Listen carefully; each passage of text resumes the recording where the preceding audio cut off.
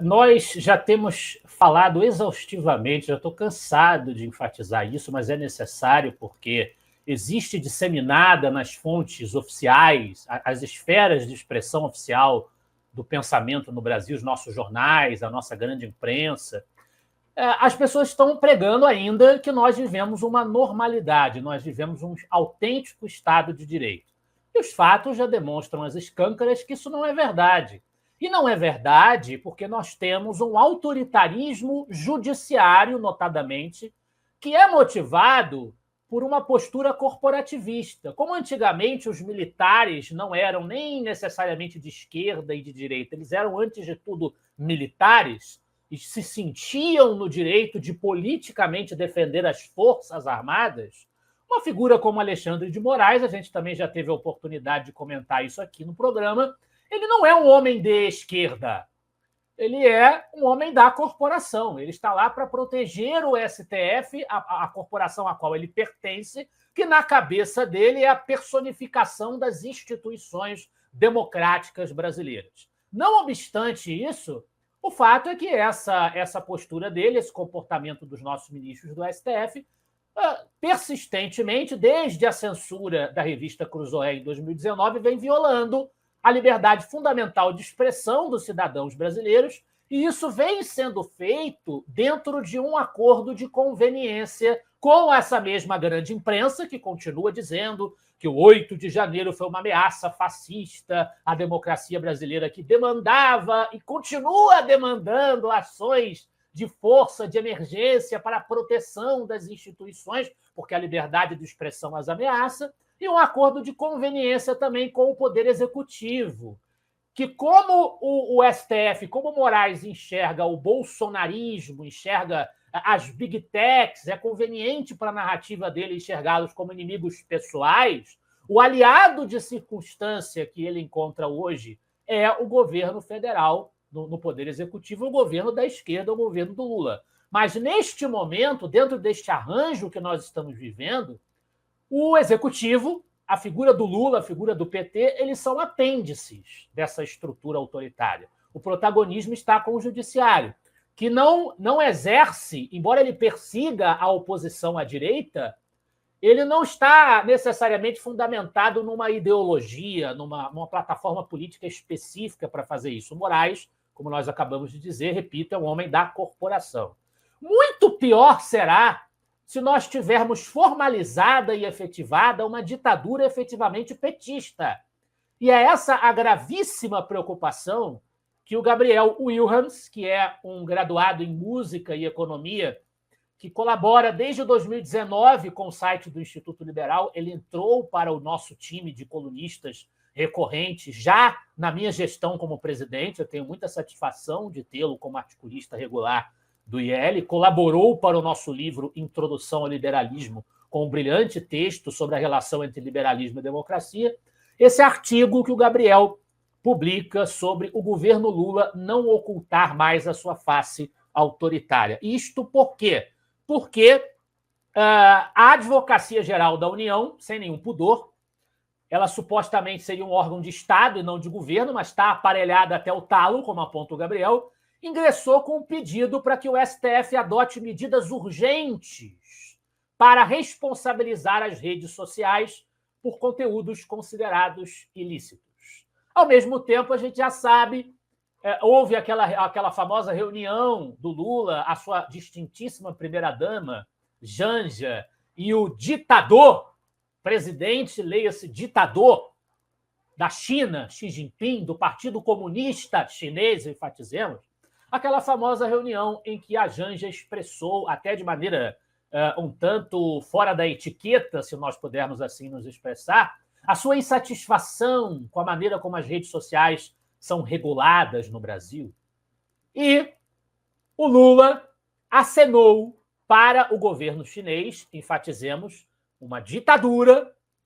enfatizou para o governo chinês o seu desejo de que um especialista, sempre os famosos especialistas, né? De que um especialista da burocracia chinesa fosse enviado ao Brasil para orientar o governo brasileiro no sentido de como fazer uma regulamentação das redes sociais. O Brasil nunca pretendeu, nós não pretendemos, a sociedade brasileira não pretende viver numa ditadura, então eu não entendo como é que um representante da democracia, da frente ampla democrática, ou pelo menos foi isso que tentaram nos vender na época da eleição de 2022, como é que esse representante da democracia quer pedir orientação, quer pedir assessoria a uma ditadura para saber como é que ele vai regular as redes sociais. Então, assim, o fato em conteste é que a popularidade do Lula está derretendo, a reprovação do seu governo tem números elevados, consideravelmente elevados, em comparação com a sua trajetória neste seu terceiro mandato. É um governo que não tem projeto, é um governo que não tem um vislumbre de futuro, ele não tem mensagem, e quando você não tem o que dizer para convencer as pessoas a cegarem-se para a obviedade dos fatos e se curvarem a você como salvador, quando você não tem o que falar, qual é o recurso que te resta? Não deixar que os outros falem. Então, é realmente preocupante a gente ver esse movimento do governo Lula na semana em que também no próprio STF, ainda dentro do contexto dessa dinâmica que hoje funciona, em que o autoritarismo tem o STF como protagonista, como nós acabamos de dizer, pode ficar pior se o executivo se tornar o personagem principal dessa história, patrocinando isso, no desespero da iminência de uma falta de garantia de uma vitória numa eleição do ano que vem, numa eleição presidencial. No âmbito do próprio STF, está em julgamento, a gente sempre coloca entre aspas, porque esses julgamentos do STF já não têm mais credibilidade nenhuma, está em julgamento uma discussão sobre a constitucionalidade do artigo 19 do Marco Civil da Internet. Marco Civil da Internet, que é um resultado, um documento que versa sobre a internet do ponto de vista legal, que é o resultado de um amplo debate da nossa sociedade civil. Mas o STF, aqueles 11 que estão lá, voltaram a discutir agora a validade de um artigo do Marco Civil que diz que as plataformas de rede social e meios de comunicação de maneira geral, mas especificamente as plataformas